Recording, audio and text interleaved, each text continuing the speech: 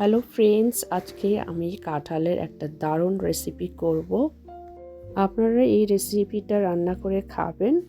যদি ভালো লাগে একটু লাইক করে দেবেন। আমি কাঁঠালটা একটু হলুদ দিয়ে সেদ্ধ করে নিলাম প্রেসার কুকারে, প্রায় 2-3টে সিটি দিয়ে এলাম। আর পেঁয়াজ, আদা, রসুন আমার রেডি হয়ে গেছে। এবার রান্না করব আমি। এখন তেলটা গরম হয়ে গেছে, আমি এখন কাঁঠালগুলো একটু হাফ হাফ করে ভেজে তুলব।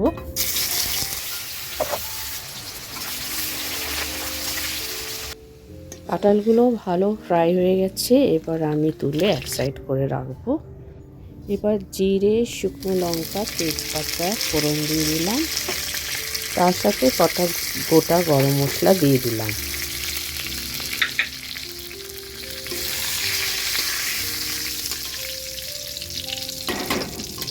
টেবিল স্পুনের 1.5 চামচ জিঞ্জার গার্লিক পেস্ট দিলাম।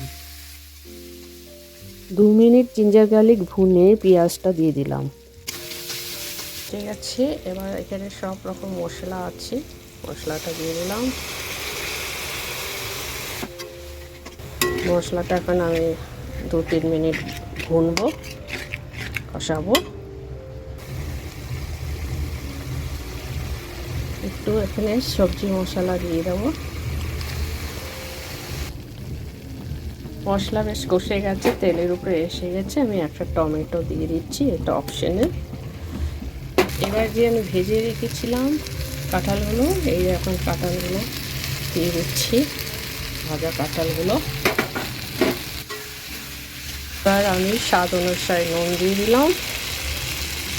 চলো, আমার রেডি হয়ে গেছে, রান্না শেষ। এবার আমি গ্যাসটা অফ করে দেবো, তারপরে গরম গরম খাবো।